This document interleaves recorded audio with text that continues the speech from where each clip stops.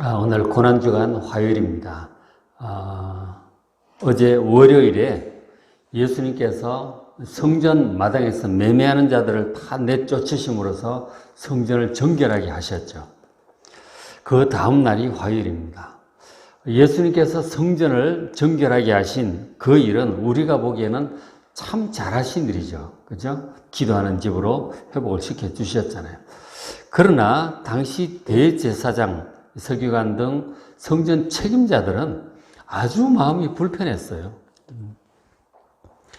마가복음 11장 27절 보면 예수님께서 화요일날 성전에서 거니실 때 대제사장들, 서기관들, 장로들 이 성전 관리를 책임을 지고 당시 백성들의 영적인 생활을 가르치고 인도하던 영적인 지도자들이죠. 그들이 예수님께 나와 따집니다. 28절 이르되 무슨 권위로 이런 일을 하느냐. 성전을 다 뒤집어 엎고 성전 질서를 소란하게 했다는 것이죠. 무슨 권위로 누가 이런 권위를 주고 이런 일을 하느냐. 예수님께 따지는 것이죠. 이에 예수님께서 이 세례 요한에 관해서 물어보십니다. 세례 요한의 권위가 하늘로부터냐 누구 사람이 준 것이냐. 그 지도자 대답을 잘 못해요. 자기들이 준 바는 없지만 백성들이 전부 다 하나님께로부터 온 사람이라고 믿고 있으니까. 마찬가지 예수님께서도 그런 의미면 나도 세례 요한처럼 결국 하나님 주신 권위로 하늘로부터 준 권위로 이런 일을 한 것이라고 간접적으로 대답을 하셨죠.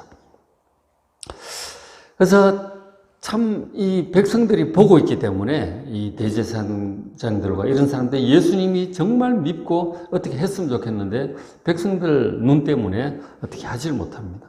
그래서 결국은 이제 예수님을 어떻게 붙잡으려면 뭔가 이 꼬투리를 잡아야 되는 거죠. 예수님의 사상이나 가르침이나 행동에 뭔가 이 법에 저촉될 만한 이 말씀에 저촉될 만한 뭔가 확실한 증거를 잡아야 되는 거예요. 그래서 이제 이 지도자들이 이 사람 저 사람 보내요. 바리새인도 보내고 서기관도 보내고 뭐 보내면서 사두개인들도 보내고 이러면서 아주 곤란한 질문들, 뭔가 예수님 대답 잘못하면 그것에 꼬투리 잡혀서 체포될 수 있을 만한 그런 꼬투리를 잡기 위해서 사람들을 보냅니다. 그런데 그런 질문에 대해서 예수님께서 아주 당당하게 맞섰어요. 당당하게 맞서서 오히려 그 지도자들을 책망합니다. 그들의 무지와 오해를 책망을 하고 나아가 바른 진리를 또 가르쳐 주세요. 그래서 이 화요일은 그런 날이에요. 이 지도자들이 책 잡으려고 여러 가지 곤란한 질문하고 예수님께서 대답하시고 오히려 교훈하시는 변론의 날이라고 할 수 있습니다. 그래서 마가복음 11장 끝부분부터 12장 전부, 13장 전부 이게 긴 내용이 화요일 하루에 있었던 일입니다. 그래서 저렇게 대답을 하시고 12장 넘어가서 보시면 12장 1절부터 이제 포도원 비유를 하나 말씀을 해 주셨어요. 그러니까 지금 예수님을 대적하는 이 사람들의 상황을 그대로 비유적으로 보여주신 것이죠. 포도원 비유에 보면 12장 1절에 예수께서 비유로 말씀하신 한 사람이 포도원을 만들었다. 바로 하나님을 가리키고 있습니다. 그래서 산 울타리 두르고 집자는 틀도 만들고 망대도 짓고 다 농사 지을 수 있도록 준비를 해가지고 농부들에게 새로 줬다는 거죠. 그럼 멀리 갔어요. 한참 지난 다음에 이제 포도 땅 주인이니까 그렇잖아요. 포도원 주인이니까 사람 보내어서 이제 포도 수확 중에 일부를 이제 받으러 하시겠죠. 권리가 있죠. 그렇잖아요. 땅 주인이니까 포도원 주인이니까 어느 정도 이제 뭐 5분의 1이든 10분의 1이든 뭐 받을 권리가 있죠. 그런데 이제 그런 계획을 하시고 다 지어서 주셨어요. 이 포도원 주인은 하나님이고 이 포도원을 관리하는 농부는 바로 이 제사장들과 백성의 지도자들이에요. 그러니까 새로 주고 이제 간 것이죠. 그렇게 되었는데 그래서 때가 되어서 이 주인이 그 농부들에게 세를 받으려고 이제 사람을 보냅니다. 그런데 이 사람들이 땅 주인을 공격하기는커녕 욕심스럽게 그 주인이 보낸 종들을 막 때리고 그저 보내고 죽이기도 하고 그렇게 합니다. 그래서 주인이 이 사람 저 사람 보내도 도저히 안 되는 거예요. 그래도 나중에 저의 생각에 이 사람들이 내 아들은 존경하지 않겠나. 그래서 아들을 이제 보낸 거죠. 자, 12장 6절에 내 아들은 존대할 것이다. 바로 예수님을 가리키고 있는 거예요. 예수님이 이 말씀을 그 사람들이 하는 거예요. 하나님의 아들은 존대하겠지. 하나님께서 아들을 보내셨어. 그랬더니 그 농부들이 서로 말하되 이는 상속자다. 하나님의 아들이 상속자니 주인의 아들이 죽이면 이 포도는 우리 것이 된다. 오히려 욕심을 내고 그 주인을 대적하기를 두려워하지 않습니다. 정면으로 대적을 아들을 죽여버렸으니. 근데 이 주인이 어떤 분이냐? 엄청난 군대를 가지고 있는 분이에요. 8절에 이에 9절에 포도원전에 어떻게 하겠느냐 이거죠. 가만히 있겠느냐. 결국 군대를 이끌고 농부들을 진멸할 것이고 그 포도원은 다른 사람이 농사하게 줄 것이다 하는 거죠. 지금 하나님을 대적하고 그 종들을 죽이고 많은 선지자들을 죽였죠. 그리고 그 아들까지 죽인 이 자들 분명히 하나님께서 오셔서 군대를 끌고 오셔서 진멸할 것이다. 그 경고를 하시는 것입니다.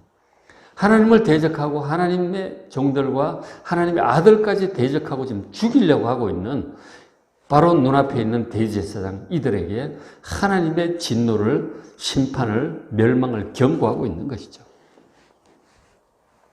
예수님께서 대놓고 비유적으로 경고하셔서 듣는 이 사람들은 알아요. 자기들을 향해서 지금 이런 말을 하는구나. 속에 이를 갈죠. 그러나 백성들이 보니까 어쩔 수 없이 일단 물러가고 다른 사람을 보내서 계속 이제 결정적인 책을 잡아야 되니까 사람을 보냅니다. 누구를 보내느냐면 12장 13절에 바리새인과 헤롯 땅을 보냅니다. 바리새인은 율법주의자고 철저히 막 율법대로 살고자 하는 사람들이고 헤롯 땅은 상당히 정치적인 어떤 이권을 추구하는 이런 사람들이죠. 아주 입장이 다른데 그 사람들이 함께 와가지고 예수님께 질문을 해요. 그것도 예수님을 책잡기 위해서. 다 예수님을 대적하는 사람들이죠. 그래서 사람을 보내 예수님께 질문하기를 가이사에게, 로마 황제 가이사, 카이사르죠. 시저. 자, 로마 황제에게 세금을 바치는 것이 옳으니까 옳지 아니하니까 묻습니다.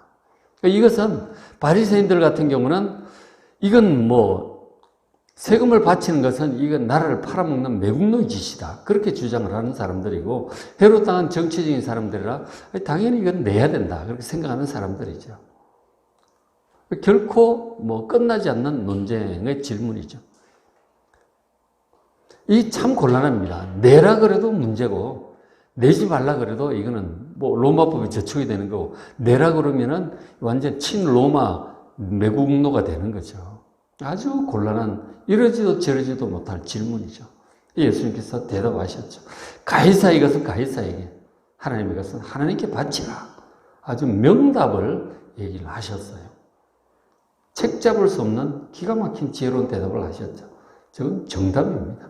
지금도 우리가 나라에 내야 될 것이 따로 있고 그런가 하면 하나님께 드려야 될 것이 따로 있는 거예요. 그죠? 식구들에게 줄 게 따로 있고 친구들에게 줄 게 따로 있고 다 따로 있는 것이죠. 예수님께서 그렇게 대답을 하셨어요. 그렇게 하시오.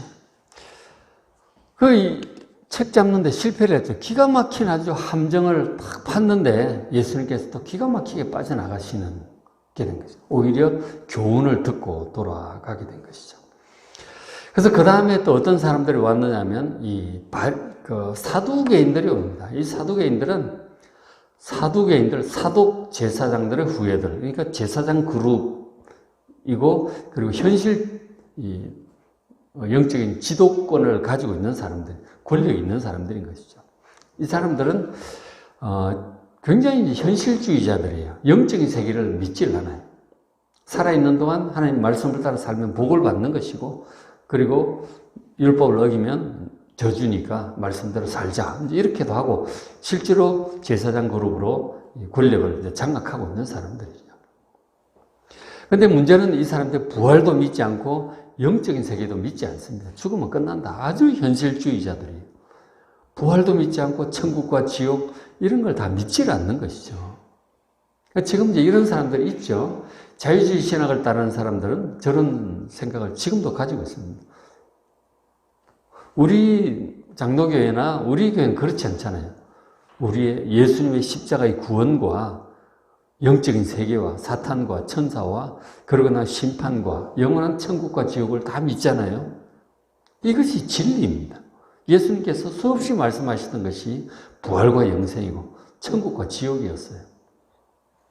그런데 지금도 교회 다닌다고 하는 사람들 중에 영적인 세계를 믿지 않는 자유주의 신학을 따르는 사람들이 있어요. 우리나라는 조금 그래도 덜한 편인데 미국이나 유럽 쪽에는 굉장히 많습니다.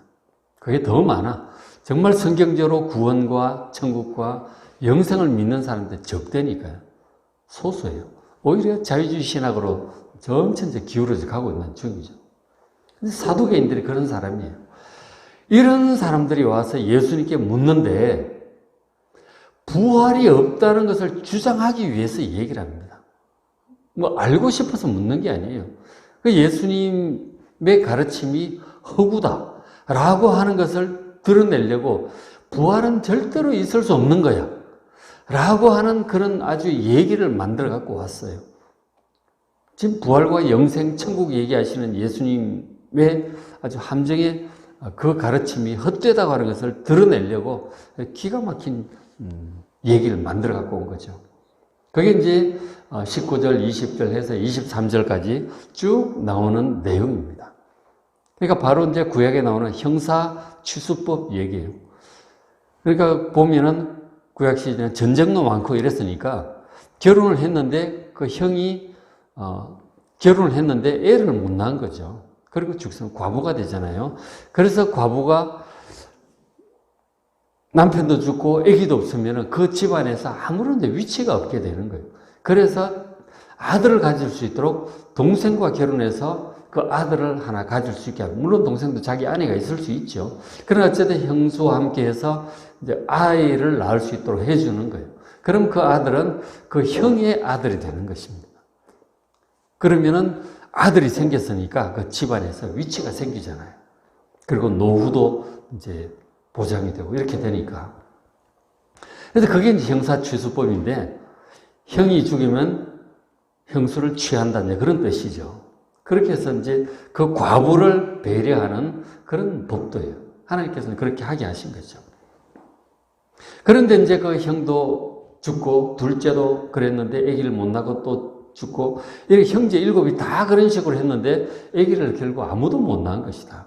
자, 이렇게 해서 죽었다가 나중에 뭐 부활한다면 그 여자는 누구의 아내가 되느냐? 그렇게 질문을 한 거죠. 참 그렇게 되었다면 이게 누구 아내인지 잘 모르겠죠. 그죠? 자, 그렇게 되는데 그러니까 부활이라는 게 말이 안 된다 이런 얘기예요. 사람이 죽으면 끝나는 것이지 뭔 부활이 있냐? 그러면 뭐 엉망 아니냐? 부활을 당신이 자꾸 부활 뭐 영생 천국 얘기하는데 하나님 말씀대로 잘 살고 복 받고 살다가 죽으면 그만이다. 부활이란 있을 수 없다. 그런 얘기를 이제 만들어 갖고 온 거죠. 그랬더니 예수님께서 24절 바로 대답하십니다.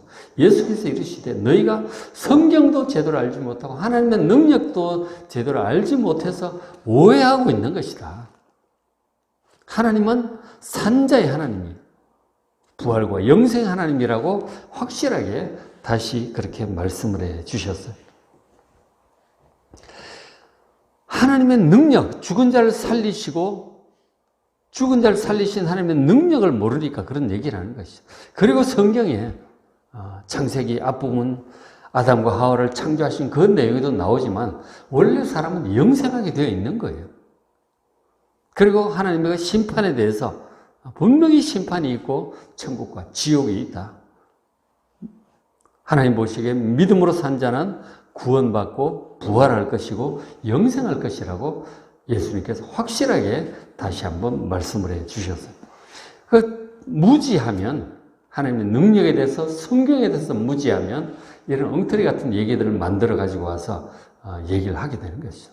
그들을 책망하고 또 바른 가르침을 또 해 주셨던 거예요. 이런 식으로 예수님의 함정에 빠뜨리려는 그런 여러 가지 질문들 했고 예수님은 오히려 진리를 가르치셨어요. 그리고 이제 그 부분에 예수님께서 또 그들을 책망하시는 내용이 있어요. 12장 38절에 예수께서 가르치실 때에 경고하십니다. 긴 옷을 입고 다니고 시장에서 문안받고 회당의 높은 자리, 잔치 윗자리를 원하는 이 서기관들, 그리고 나아가서 바리새인들이나 제사장들, 이런 사람들 조심하라. 백성들을 향해서 경고하셨어요. 40절에 그들은 과부의 이 가산을 삼키고 외식으로 길게 백성들이 보는 데서 이렇게 옷자락을 늘어뜨리고 다 보는 데서 기도하고 사람들 보이게 금식한다고 표를 내려고 막 머리를 풀어헤치고 얼굴을 흉하게 하고 막 그러고 다녀. 저분은 일주일에 이틀씩 금식하는 정말 훌륭한 분이구나. 그런 존경받는 걸 좋아하는 거죠. 막 기도하는 거 좋아하고 칭송받는 것을 좋아하는 거죠. 잔치 윗자리, 명예, 그런 걸 막 사로잡혀 있는 사람들인 거죠. 돈에 대한 욕심, 명예에 대한 욕심, 그런 것들에 많은 그런 외식하는 자들이라고 그들의 잘못된 가르침을 조심하라고 백성들에게 경고하셨어요. 그 받는 판결이 더욱 중할 것이다. 그렇게 경고를 한 거죠. 지금 이제 요거 한 마가복음에서는 석절 정도로 38절에 40절 짧게 나오죠. 근데 저 내용을 마태복음 23장 전체가 아주 화이슬진저 외식하는 바리새인들이 아주 길게 자세히 경고하시고 책망하시고 화 있을 것이라고 주님께서 저주하셨어요. 하나님께서 보내신 이 구원의 손길을 뿌리치는 사람들이에요. 하나님 말씀을 제대로 믿지 않고 그저 자기 육신적인 욕심을 따라 백성들 지도하는 척하지만 육신적인 욕심을 따라 잘못 이끌고 있는 그들을 예수님께서 아주 통렬하게 책망을 하셨어요. 그 화요일에 책망을 하신 것이죠. 그렇게 하시고는 이제 바깥으로 나가셨어요. 나가면서 성전을 이렇게 보잖아요. 그리고 올라가서 이제 감람산 쪽에 이제 언덕에 앉으셨는데 그 성전을 내려다보면서 예수님께서 제자들과 대화를 하세요.